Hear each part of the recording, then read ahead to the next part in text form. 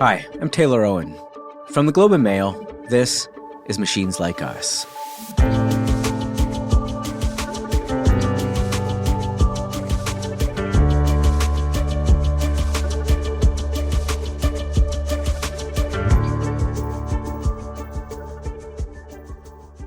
What kind of future are we building for ourselves?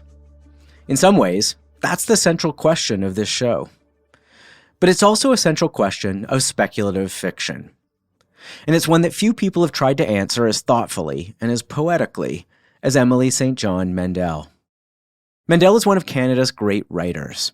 She's the author of 6 award-winning novels, the most recent of which is Sea of Tranquility, a story about a future where we have moon colonies and time-traveling detectives. But Mandel might be best known for Station 11, which was made into a big HBO miniseries a couple of years ago and is now celebrating its 10th anniversary. In Station 11, Mandel envisions a very different future, one where a pandemic has wiped out nearly everyone on the planet, and the world has returned to a pre-industrial state, a world without technology. I wanted to interview Mandel for 2 reasons. One was entirely selfish. I love her books, and I love her writing. But also because I think speculative fiction can be really powerful. In fact, I think that AI is ultimately an act of speculation. The AI that we have chosen to build, and what we think AI could become, are in large part based on acts of imagination. So I wanted to talk to someone who has made a career imagining other worlds, and thinking about how humans will fit into them.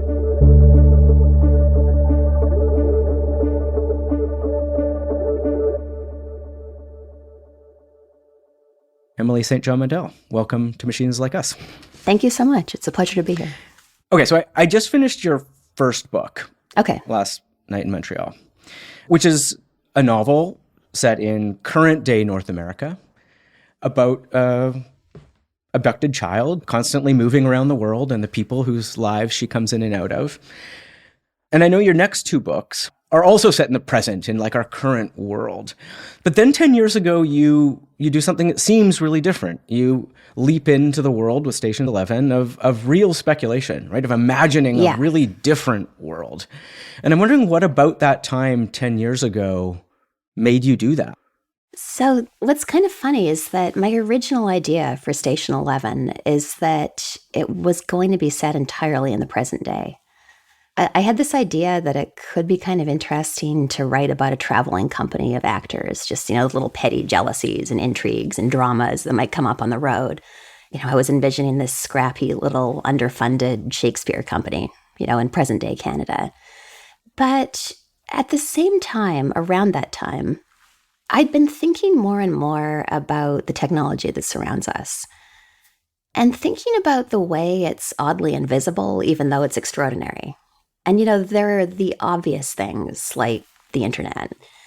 But then there are also just the things that seem kind of minor that we completely take for granted in our day-to-day lives, but are actually quite profound. Like the way that if I were to go down on the street and get bitten by a dog, I probably would not die of a bacterial infection because we have antibiotics for that. Or, even just the way you can walk into a room and flip a switch and the room's flooded with light. So these little things that we completely take for granted. Taking for granted, it seems to me that that's kind of the same thing as not seeing, not seeing these things. So I thought, well, maybe a way to write about our technology, which is to say to write about the modern world, broadly speaking, would be to think about its absence. So I decided to take that original idea, the traveling company, but set it in a post-technological future. So that's how you got to pandemics? Yeah, that was how I got to pandemics. That's so interesting, because when you read it, you just think that that you were trying to write a book about a post-apocalyptic future. I so wasn't. And then that Shakespeare was the thing that came in to save civilization or whatever. No, Shakespeare came first. What's funny is that the pandemic is almost incidental to the plot. Where I just wanted to get to this post-technological future, which is to say a post-apocalyptic future. And spelling this out makes me sound like a psychopath, but if you're trying to get to your post-apocalypse, you got to end the world somehow. So I went with a pandemic because it seemed horribly effective. But it really did work. It did. Right? It worked. Yeah. When you take it to the extent you did, right? Yeah, that was pretty extreme. I probably didn't need to take it quite that far, but that was what I was thinking there. It's interesting. The way you describe that, it does center technology more than I expected you to say. Because I've actually heard you describe your ambivalence to technology. I do have some ambivalence. Yeah. Can you talk a bit about that? Yeah, absolutely. A much more eloquent writer than me summed up this ambivalence a number of years ago. Patrick Modiano, the French writer who won a Nobel Prize in Literature a few years ago, in his acceptance speech, he talked about a kind of loss of space and privacy. There's something that our technology has done to us where it's eroded a sense of sort of personal mental space. We're much more likely to immediately do the thing, whether that's expressing a thought on social media or instantly texting a friend. It seems to me there's sort of less space in our lives for privacy, our private thoughts. The idea of having, if you say a secret life, that sounds quite negative, as if you had a mistress or something. But the idea of having an element of privacy and secrecy and kind of space in your life, I do feel a certain loss there. I sometimes resent having the internet in my pocket. These phones are designed to be addictive. They absolutely work. Absolutely. Yeah. So, that's why you see so many attempts to regulate our use of these things, like the Freedom app, for example, which will shut down certain websites for a set period of time. We're kind of desperate to limit our access to this kind of unending stream of information. And that does create a certain stress in our lives that, I'm sure my parents wouldn't have felt when they were my age. But on the other hand, it is extraordinary. I have to travel a lot for work, and I'm so grateful for FaceTime. It's amazing to get to talk to my partner and my kid when I'm outside the city and connect with friends so easily. So, yeah, I think like a lot of us, I love it and also sometimes really dislike it. Yeah, I feel identically, and the surveillance piece is a core of it. There's no question, and that something is clearly lost when we think we're being watched. Like, it changes our behavior. Mm-hmm. But I wonder if when you build characters in a world without technology, do you think about how their behavior is pure almost, or like unmitigated, or these are core human choices as opposed to ones that are nudged? Or it's really interesting. I think less about that than I do about the way technology influences plot. Where, think of the plot of how many classic novels and movies, how much depends on character A not knowing where character B is. Totally. And now you've got to account for the phone. It's like you have to go through all these elaborate somersaults. His phone was dead and that's why he couldn't call Clarice, whatever it was. Yeah. So it just becomes why can't she just text him? Yeah, why can't she just text him? Exactly. Why would he have to find a phone booth? It's like, so, the way it just, it makes certain plots more difficult. And, I was thinking about in your intro when you were talking about my first 3 novels as being set in the present day and the way that fiction becomes a time capsule kind of inevitably. My first novel, Last Night in Montreal, I published that book in 2009. So I'd finished writing it by the end of 2007. I was not on social media at that point, and it was kind of a different world in some ways. I didn't have to account for, well, why isn't she on Instagram? Things like that. So in a way, that wasn't that dissimilar. Why can't he find her? He should be able to find her. Exactly. It shouldn't be that hard. Exactly. Yeah, put an air tag on her. Well, and doing what she was doing would have been harder too, right? Absolutely. Constantly disappear. You can't disappear now in the same way you No, that's not really a thing. And it's possible it wasn't then. I don't know that I did that much research, but yeah, less of a thing now. So why have you stayed in the world of speculative fiction then? And what are you drawn to the imagining these really different futures? It feels a little bit accidental. So I wrote Station 11, which I'd say about 60% of that book is set in the future, the rest in the present day. My next book was The Glass Hotel, which was set mostly 2008 in the context of the economic collapse in the U.S. around that time. That book came out, The Glass Hotel, came out in March 2020. So I canceled a 25-city tour. I was just on Zoom every night, promoting this book in the early days of the pandemic. Zoom book tours were really Zoom something. book tours. That was a moment. Yeah, it was a moment. It was kind of great in a way because we were so isolated. We were so scared in New York. It was just a horrible time. But getting to go online every night and talk about books with people who didn't live in your household, like that was amazing. I kind of loved that. Yeah. Me too. I had a young son at the time of COVID, and for some people, it was incredible. Yeah. And Zoom was a liberating technology. It was a humanizing technology. Absolutely. Yeah. My daughter was 4 and okay. Yeah, mine too. yeah. And it's like, you know how intense that was, like trying to work without childcare and just like how crazy the day was. I'm grateful that I got so much time with her. But yeah, getting to talk to adults about books in the evenings, like that was magical. So that's the context that starts to set up Sea of Tranquility, which is, it was this god-awful time. There were a couple of really bad weeks in April 2020 in New York when around 700 people died every single day. So just the soundscape was ambulance sirens, 2 or 3 at a time. And it's easy to forget this now, but just the fear back then, we didn't know if it would affect our kids or what that could look like or when this would end. So I remember just being desperate for some kind of escape. I think that I'd always been a little bit afraid that if I wrote too far into the future, it was too sci-fi, that I might not be taken seriously as a literary novelist.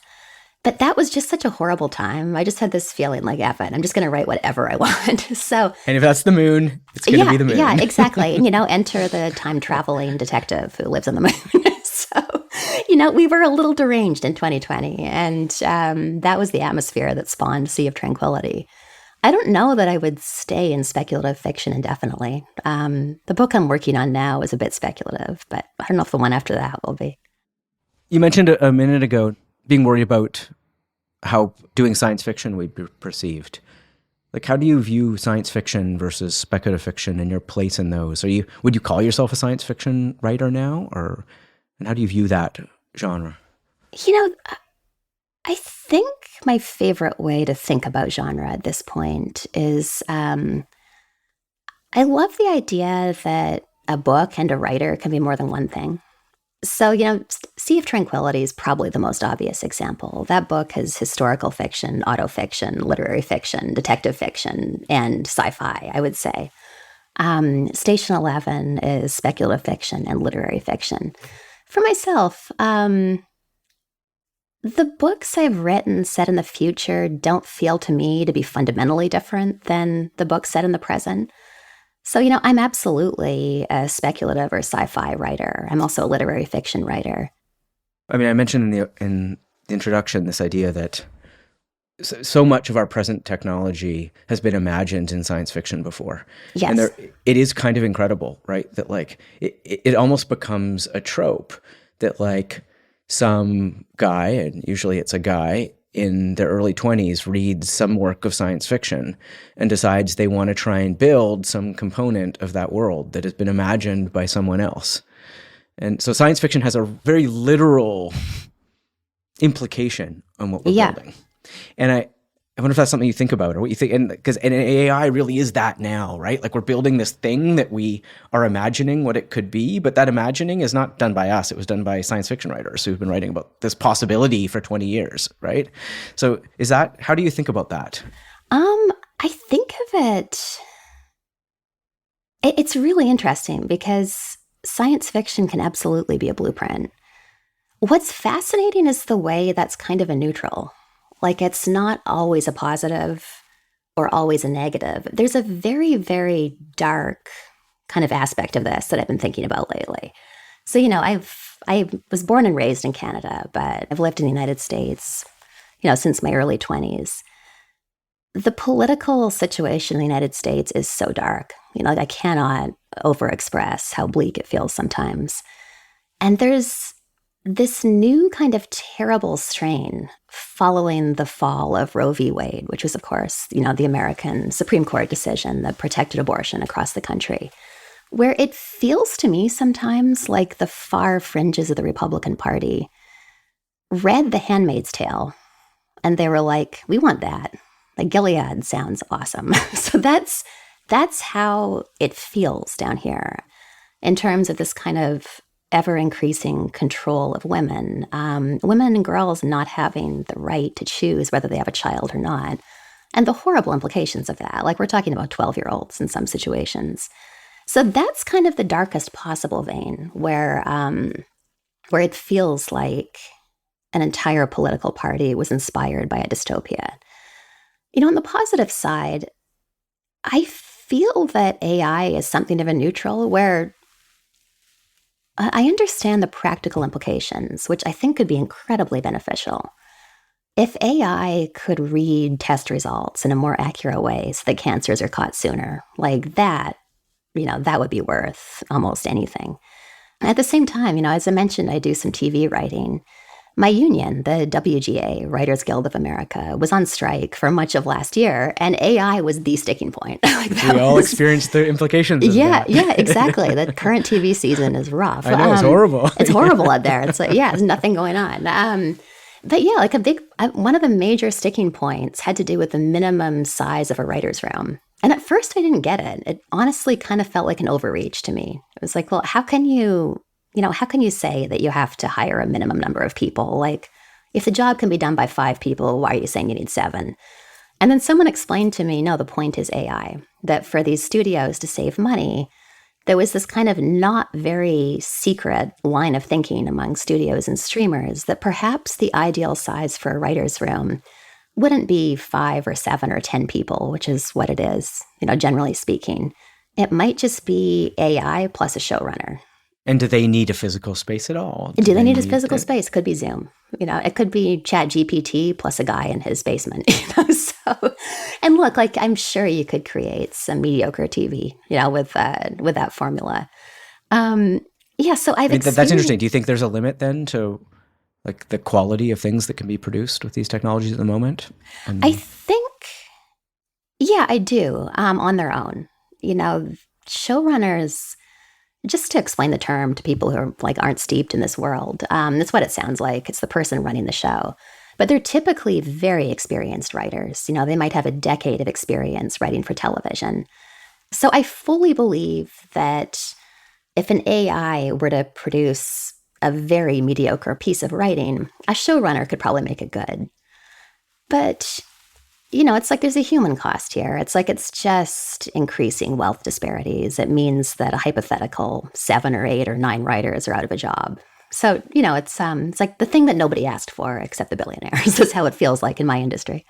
And in mine too, in academics and journalism and teaching, it's all sort of feels like this is an encroachment of one's core identity or capacity or place. Absolutely. And this feeling that AI is doing the wrong jobs, where it's like, can AI just go solve homelessness in Los Angeles? Like, come up with a 20-point plan that analyzes tax codes. And cure cancer and... Yeah, exactly. And we'll write the screenplays, but if they could just take care of the mundane tasks, that would be nice. Yeah. So why don't you think AI can produce a good novel, for example? What is it about the process that's fundamentally human? It's just, by its very nature, it's not creating something original. It's kind of a mashup. I know that 3 of my novels were fed to OpenAI and Meta. How do you know that? There was a database that the Atlantic published you could search. It was a weird combination of novels. It was like Station 11, The Singer's Gone, and some other random early one. And I wonder why some and not other. Like, why not? I don't know. They must have bought some rights or not bought. They must have acquired some. Copied and pasted. Yeah. Found in a database. Exactly. Found is a nice way of putting it. I don't know. It's just, maybe it's more that I can't trust the originality. It's like, whose words am I actually reading? It's just all this stolen work that's kind of been fed into machine. I could see it being interesting, but it's like, I guess it doesn't feel original because there's no author or there's too many authors. I need to think this one through a bit more.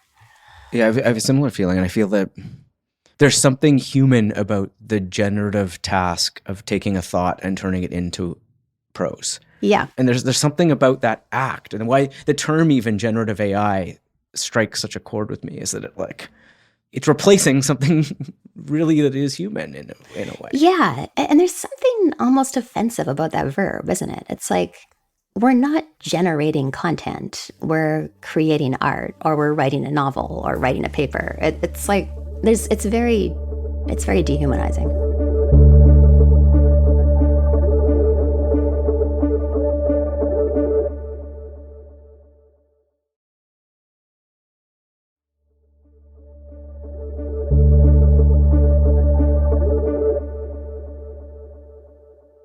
I recently interviewed Yoshua Bengio, who's from Montreal. He's one of the computer scientists who's like most responsible, I think, for this moment of AI.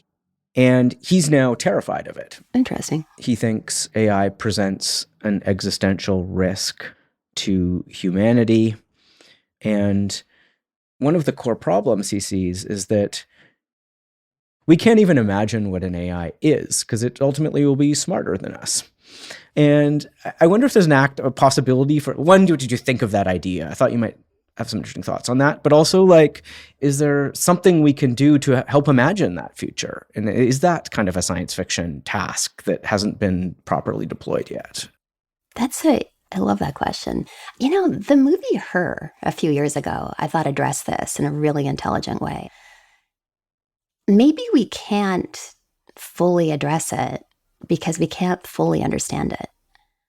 It seems to me to have been a terrible idea to make an entity that's smarter than us. It's like, you know, it feels risky, that's for sure. It feels very high risk. It's a bit of a roll of the dice. Yeah. And, you know, if you want to tell me it's high reward, then great. But let's not deny it. Well, if it cures cancer, maybe. You know? I mean, that would be nice. Yeah. Yeah, we'd all appreciate that.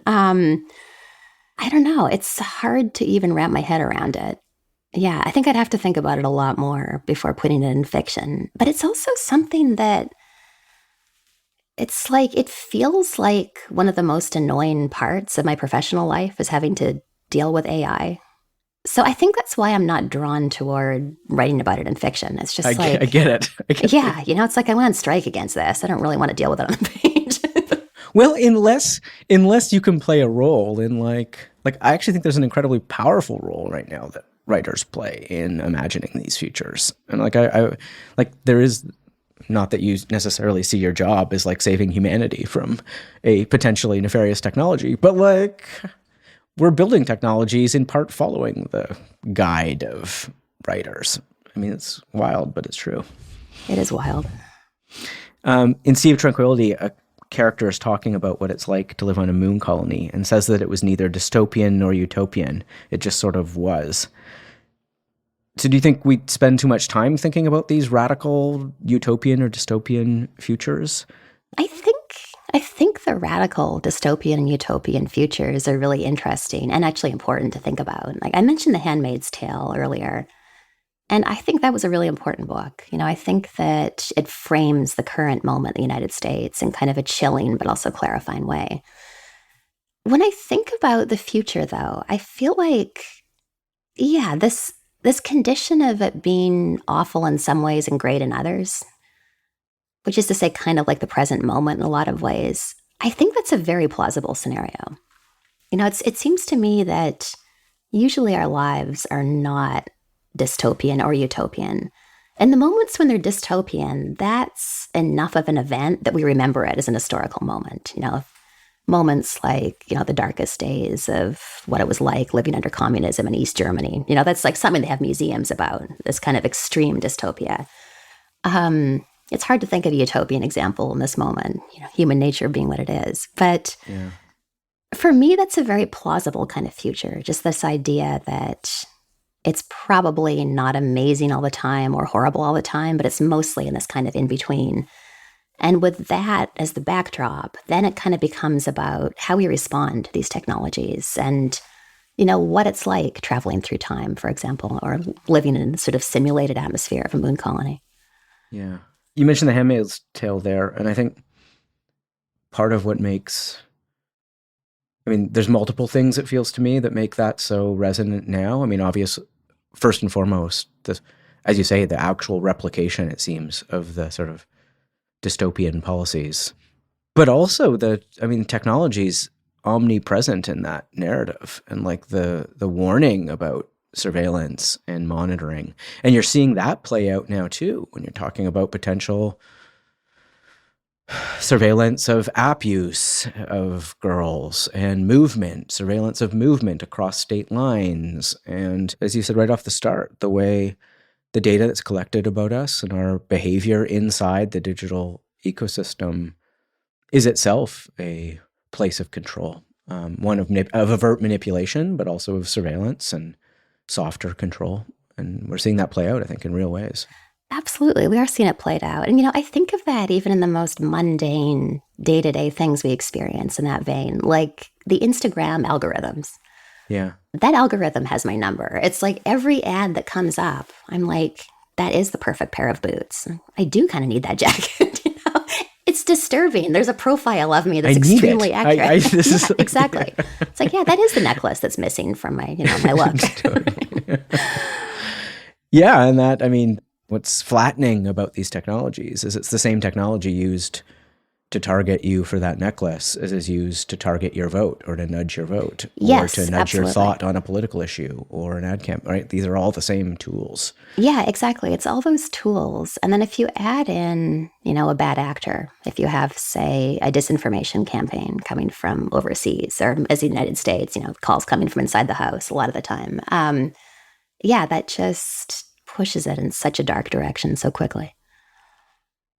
So just bouncing around a little bit more, but in Sea of Tranquility, you raise the possibility that we're living in a simulation, and you seem to be drawn by some of that simulation theory work, which is kind of an act of speculative science fiction in itself, right? Yeah, that's a fun field.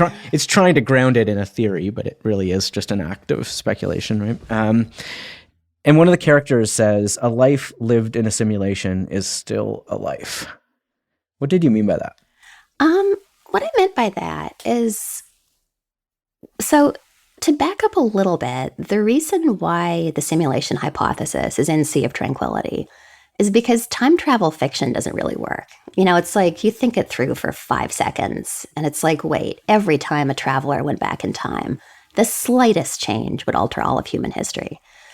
So I thought maybe the best way to solve for that problem would be to add this whole other layer of science fictional technology. So enter the simulation hypothesis.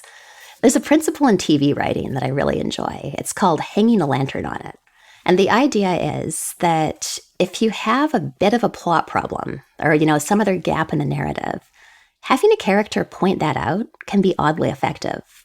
So in Sea of Tranquility, in the far future timeline with the time machine, that's why I have a guy standing next to a time machine saying, we don't understand why time travel works. We think the fact that it works at all might be evidence that we're living in a simulation. So the simulation hypothesis is there to solve a technical problem with time travel narratives. But then as I was thinking about it, I found myself thinking, well, what is a simulation? Because also those cities that I describe on the surface of the moon, these moon colony cities with domes over them and controlled atmospheres, that's a kind of simulation too. Everything's kind of artificially generated. But how different is that from a modern day city where, water just comes out of taps and a lot of things are artificial around us too?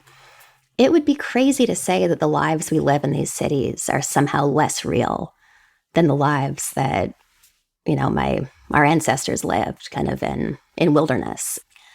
So then if you extrapolate that forward, if a life lived in New York or Toronto or Montreal is not less real than a life lived in the country, then, I think a life lived in the artificial bubble of a moon colony is not less real than, a life lived in Montreal or Toronto or New York. And you think, well, I think a life lived in a simulation is still a life. I think we're still us. And, as I was thinking about that, just what I found myself thinking about a lot is what are the practical implications of all of our reality being a simulation or not? And I eventually came to the same point my character does, which is that I don't think it matters. It's like if you think about it, we know that our fellow humans can feel pain, which is in and of itself an argument for kindness and care and the way we treat each other. I don't think it matters whether we're living out these lives in a simulation or in reality, whatever that is. Such an interesting answer. And I think part of simulation theory is that it's binary. You're either in it or you're not, in a way. Yeah, right? So we're either all in a simulation, in which case, like, well, it's all we got. So we're human, or whatever we are in this. Yeah. Right? What I worry a bit more about is some of our transition to virtual things, whether it's more of our lives being mediated on social media or more and more of our engaging with AIs and artificial life forms. And I feel that slow transition doesn't necessarily give us a chance to think about what we might be losing in that process. And is that something you worry about here too? Yeah. I mean, I listened to a slightly terrifying podcast episode the other day. I wish I could remember the podcast, but it was somebody who'd run an experiment where he trained an AI to be him, basically. Like he'd fed it information and given it the kind of digital blueprint of his voice and had it start making phone calls for him. And his friends who worked in the field immediately knew it wasn't him. You know, you listen to the recording and he introduces himself and they just start laughing. But I listened to it and I thought, well, I would have been tricked. I don't know this guy. You know, if he called me, I would have assumed I was speaking to a human. So that occurred to me as something that I guess now we have to start worrying about. You know, if we're in a Zoom meeting, are we actually speaking to people or are we speaking to their AI avatars at this point? And I don't know how to fix that or like what the test is for it. You know, do you call your friend at the beginning of every day and say, you know, our passcode for the day is X. And if you can't, you know, if you can't tell me X on Zoom, I'll know it's not you. And you like mail it to them or something? Exactly. Yeah. You know, write it on a piece of paper and hand it to them. Like that's inconvenient. Yeah. So I don't know how we screen for this or if we'll just kind of get better at it, if it'll become a skill that we learn. Yeah. I worry that we're not like people building these technologies fall back on that. And I worry that we won't be able to know and that's where the real slippery slope begins. I think we're still probably in a place where we can generally know, but we're right on the edge of losing that capacity. And that might just be a moment we're in, right? Yeah. So 5 years from now, it could be absolutely impossible to tell the difference. And oh my God, the loneliness of that. Like imagine realizing you're the only human in the Zoom meeting and nobody else is there. That's kind of devastating, actually. It's devastating, and yet it's aspirationally being built as if it's a positive. Right? I know. That we can replace. I know. We can have our sit-in where I wouldn't have to be talking to you. Yeah, you could be on the beach, and your avatar could be talking to me about. And technology. I would have programmed it to like the questions I wanted to ask, but like what would be lost there, right? And yeah. You mentioned loneliness, and I interviewed a woman who built a technology called Replica. And her name's Eugenia Cuida, and it's basically an AI chatbot that becomes your friend over time. Oh, I've heard about that. And yeah, and she's very, very thoughtful. I came in with a very dystopian view of this. Like this just sounds horrendous to me. But her motive for it is that we're lonely. Yeah. And that actually having someone we can dialogue with that cares and that understands our context and our lives can actually get at some of that really human emotion of loneliness and help us in some meaningful way, particularly lonely times in our life or sad times in our life. And that something about that's convincing too, right? Yeah, it is. Where it's like, you know, I've been engaged in this pretty conscious project over the past couple of years to find more friends. Because, you know, New York's one of those places that people leave. Like they do their time here, then they go somewhere else. So it's like... I did. Spent 3 years. Yeah, exactly. So, you know, as soon as I had a kid. Yeah, it's a very common trajectory. You know, people come to town, they do their time, and then they get out because this place is so expensive and hard to live in some ways. Yeah. So I'd lost a number of friends, and lost is the wrong word. A number of friends had departed the city, just, you know, gradual attrition. I'd lost other friends because I got a divorce, and if you leave, you're the villain. That's my experience. So I found myself in this weird moment of realizing I didn't really have that many friends, and I was kind of lonely. So I've been very consciously trying to seek out friends over the past couple of years. But as I think about that in the context of what you were just saying with this woman who's developed this chatbot, I've had a lot of privilege in that because I do work in television some of the time, and that is a very social workplace. And at this point, a lot of my friends are fellow TV writers. And, we're kind of thrown together for 8 or 10 or 20 weeks. And it's pretty intense. You learn a lot about your coworkers in that time. So it's a great basis for friendships. And at this point, there are a lot of people, mostly in LA, but also New York, who I can text and, they'll text back. But that's so privileged, socially speaking. Like, there are a lot of people I know who have much more isolated lives. So yeah, maybe for me to say, well, it's a little bit disturbing and lonely to think about talking to a chatbot, which is to say talking to somebody who isn't there. Maybe sometimes you just got to take what you can get, and that's better than feeling completely alone with nobody to talk to. Yeah, I agree. And I wonder at what point that breaks, though, right? Like, when do we lose something rather than gain something? And maybe that's what we don't know yet.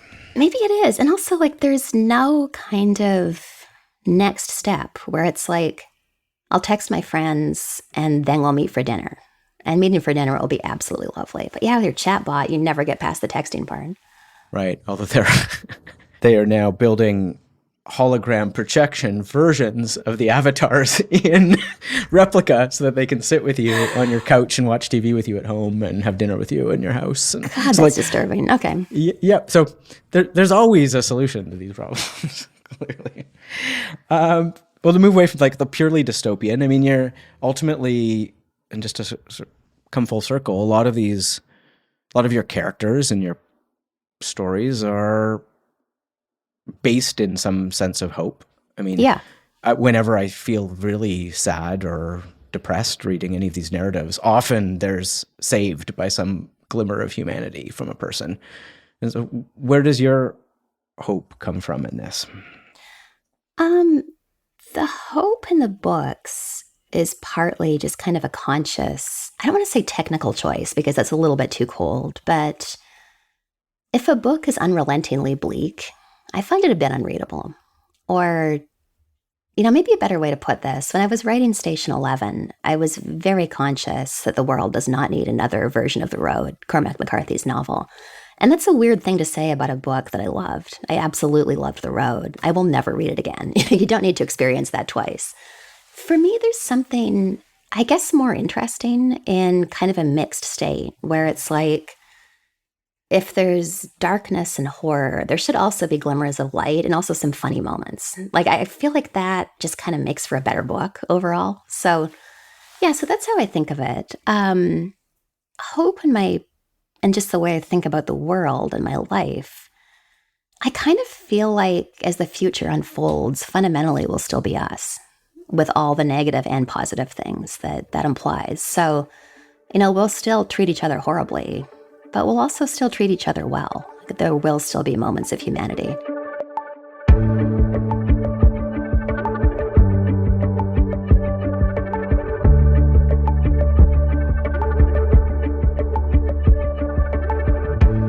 Machines Like Us is produced by Paradigms in collaboration with the Globe and Mail.